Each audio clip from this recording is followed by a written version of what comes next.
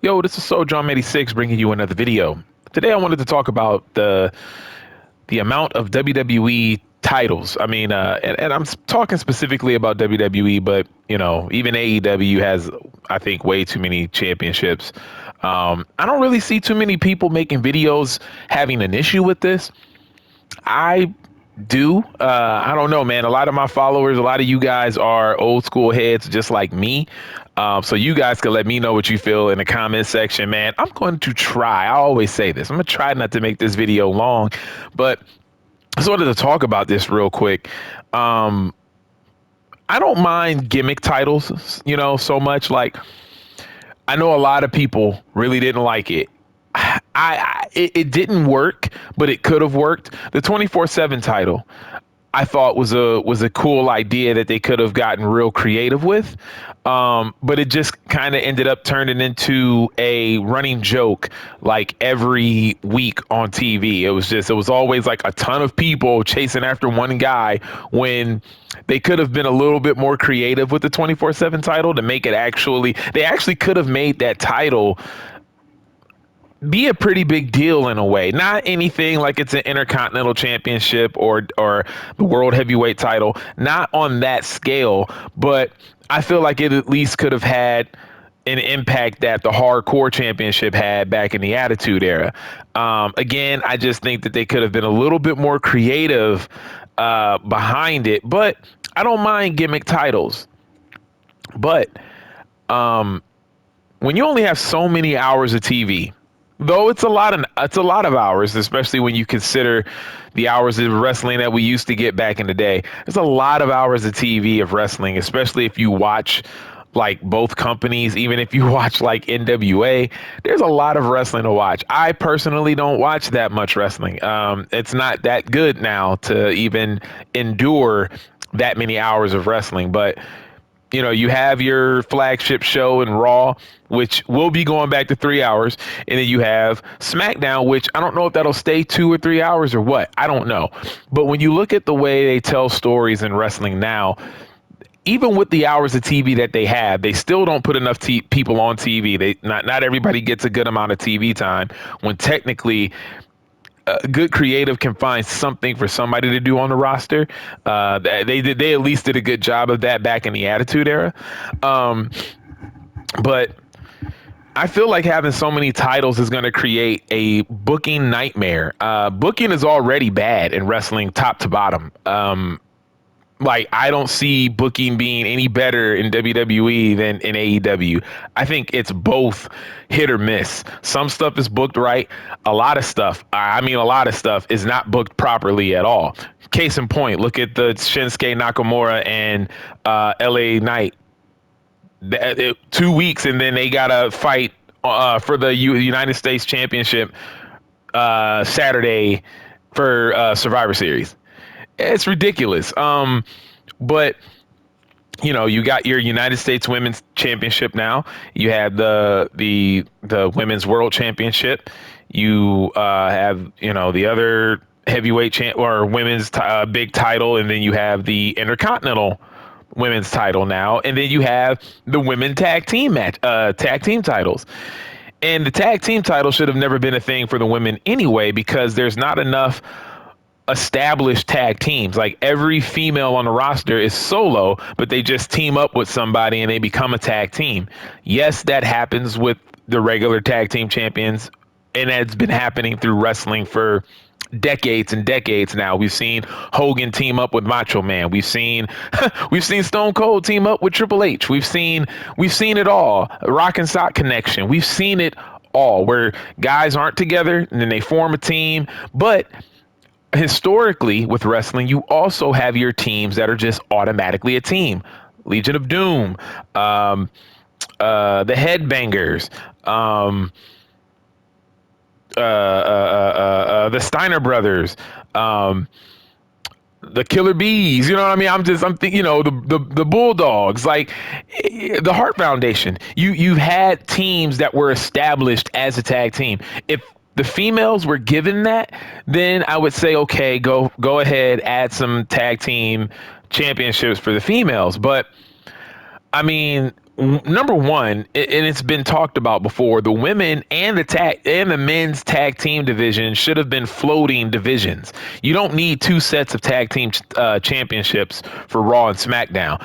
If your tag division is kind of small, if you let the tag team champions float amongst both shows, you can create more rivalries. You can create more storylines that way, as opposed to being pigeonholed um, into, just being by brand.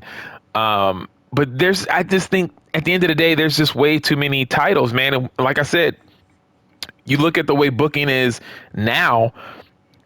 Look at the future of booking and wrestling now with all of these titles involved. Championships are the best when they mean something. When you have too many titles, eventually the titles that you do have lose their meaning. They lose their significance. They're not as big of a deal as you would hope to be. I don't think the Women's Intercontinental Championship is going to mean anything. I think most times it's probably going to be forgotten about, just like the women's tag team belts are right now. Same with the United States Women's Championship. It's going to be forgotten about sometimes. There's going to be a lot of PLEs where they're not on the card. Another thing that having too many titles does, in my opinion, is you start to lose that mid card, or not even necessarily the mid card, but you start to lose the feuds that we would have in wrestling that did not involve a championship. When you look at pay-per-views back in the day, when there was only tag team champions, there was only a women's championship, there was only the heavyweight champion, and then the intercontinental champion. We would have that's four titles I mentioned, right? Like intercontinental, heavyweight, tag team, and then the women's belt. And that wasn't even on that. Like, women's wrestling wasn't big back then, so you didn't really see that title a lot. But for the tag team, for the intercontinental, and for the heavyweight, that's three belts right there. And we would have 8 matches on a pay-per-view. Vince McMahon always had 8 matches on a pay-per-view, maybe 9, depending on like if it was like WrestleMania. But for the most part, 8 matches was the sweet spot for WWE pay-per-views. And those other matches didn't involve a championship. What wrestling is missing nowadays, and I'm specifically talking about WWE, and the reason why is because I'm a WWE guy, and I've always been. So I have to compare it to what I grew up on. Historically, wrestling has always had very memorable and very awesome feuds that did not involve a championship. It may have been a stepping stone to that person getting to fight for a title. But for the most part, you had gimmick stuff. Like, 2 guys were upset and then they fought in a lumberjack match. 2 guys were feuding with each other and they fought in a dog collar match. 2 guys were feuding and they fought in a cage match. They fought in some sort of match that involved a stipulation, or sometimes it was just a regular match. But it was a build up to that story, and it was actually a good enough build to where you were interested in what was going to happen.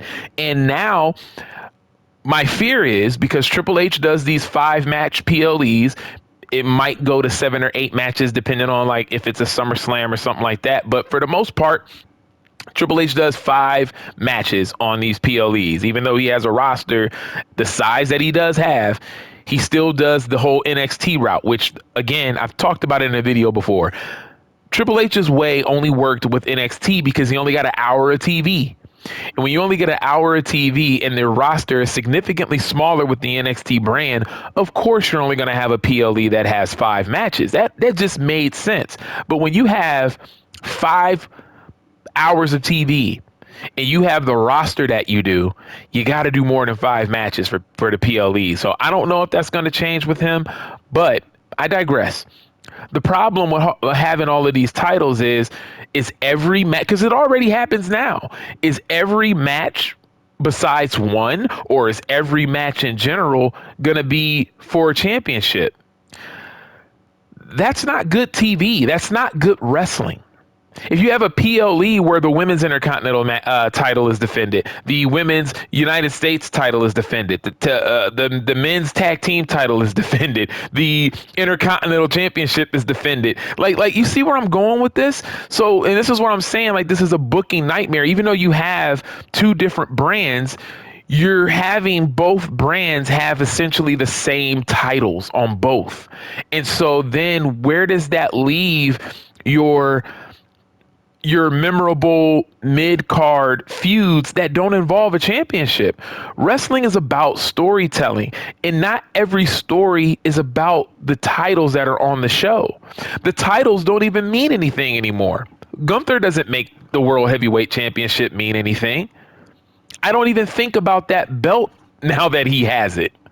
I never thought about it when Damian Priest had it either, but those guys don't make the belts memorable like guys did back then. When Stone Cold was the champion, he made it mean something. You knew he was the champion. When The Rock was the champion, same effect. When Shawn Michaels was the champion, same effect. When Bret Hart was the champ, same effect. When Hulk Hogan was the champ, same effect. These guys made the championship mean something, even if it was the Intercontinental Champion. That's why the Intercontinental Champion historically has so many great guys who's held that title before. Shawn Michaels was a fantastic, and I'm being a little biased, but I'm pretty sure a lot of people will agree with me. Shawn Michaels was a fantastic Intercontinental Champion. So was Razor Ramon. Again, that's me being biased. Those are two of my favorite wrestlers of all time, but I think it's still true. You know, you have a lot of guys. Mr. Perfect, fantastic Intercontinental Champion. You know what I'm saying? Like it just. But wrestlers nowadays really don't make the titles mean much. If you listen to current day fans, like younger fans, they'll tell you that, oh, such and such was a great champion. But why were they a great champion? Because they do moves really well? Because they wrestle in the ring really good, and so they're a good champion? That's not what makes a good champion. That's not all of it. That might be part of it, but it's not all of it. So you have an overabundance of titles, and then you have a bunch of titles that don't mean anything, and you have a bunch of wrestlers that don't make the titles mean anything. You have people who finally get the title, and then essentially sometimes really nothing is done. And they kind of just, I don't know, look, I might upset some people. Cody Rhodes, I don't think is a good champion. Now, his battle in his story getting to the title was awesome. Now that he's the champ, it's like, okay. Like these guys, these women, they do nothing for me these days. They really don't. And I'm not saying that I'm not a fan of any of them, but I am saying that you have all of these titles, so it's like, is every PLE, big or small, is every PLE going to have title matches up and down the card? To me, that's not enough variety. And I've talked about this before. People who have been subscribed to me for some time and you watch these videos where I talk wrestling. Wrestling is at its best when there's a variety. Variety with storytelling, variety with matches, variety. You don't want every match on the card to be a championship match, just like you don't want every match on the card to be a specialty match. We don't need 2 Royal Rumble matches. I'm sorry, we don't. That's not me being sexist. That's just me thinking logically. That's overkill. That's too much. We don't need it. I'm not saying that you can't do women battle royals and Royal Rumbles. I'm not saying that you can't do that. You can definitely, you have enough women on the roster to do an over the top battle royal, but does it have to be on the same night? You have to have 2 of these matches, just like you got to have multiple War Games matches. It's overkill. We only need 1. We don't need 2 Elimination Chamber matches at Elimination Chamber. That's overkill. I can argue that maybe the women shouldn't even be doing those kind of matches. They're smaller. I'm not saying that they're not good. And again, I know I'm going to get a lot of flack for this. I'm not trying to be sexist. I hope you guys understand what I'm saying. But I'm just saying it's an overabundance. If you're going to do one, don't do the other. Maybe flip it from year to year. Women's Elimination Chamber match, No men's elimination chamber match. Or then one year, men get an elimination chamber, but the women don't. Do something else. Like, do something else. Come up with something.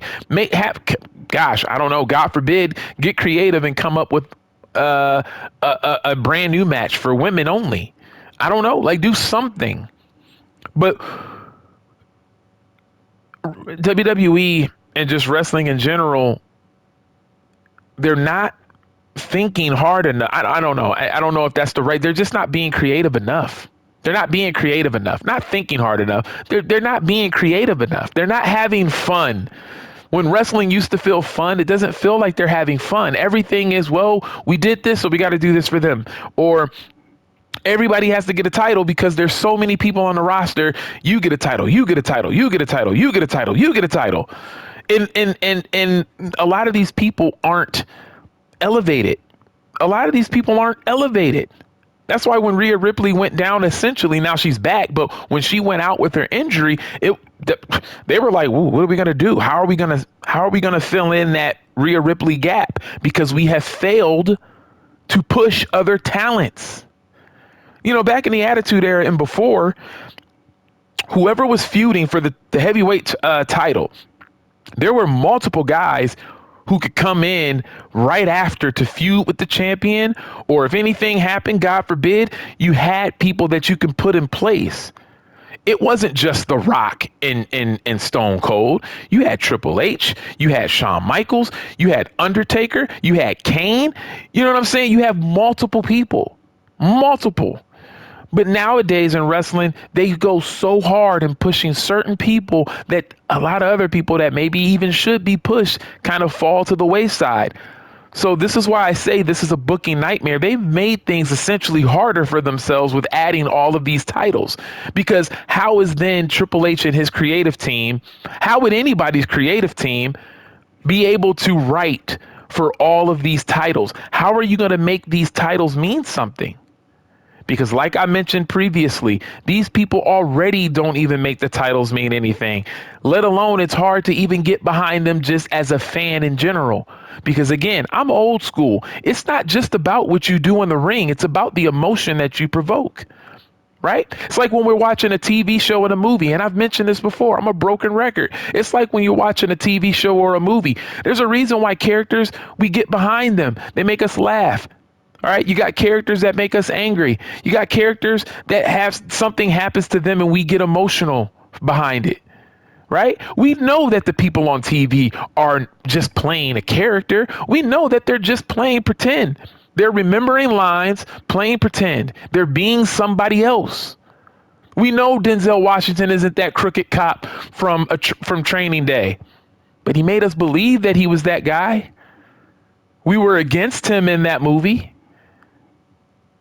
Right? We know he's not the coach from Remember the Titans, but he made us feel like he was. We didn't see Denzel. We saw the character who he was playing. We know Chris Evans isn't Captain America, but he was Captain America. We didn't say, oh, look at Chris Evans telling Hulk what to do. We didn't say that. We didn't say that. We didn't say, look at Robert Downey Jr. We said, oh, man, Tony Stark. We said Tony Stark.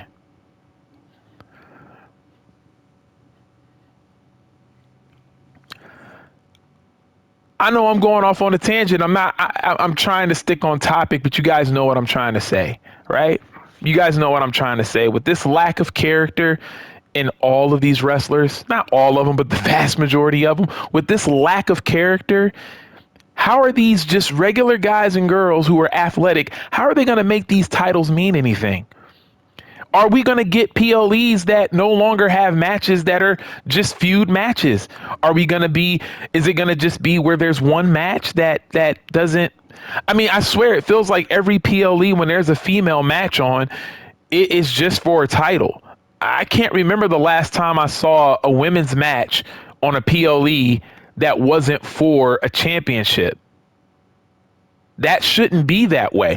We should have some women matches on there that are just feuds, that are feuds, but everything has to involve a title. Everything.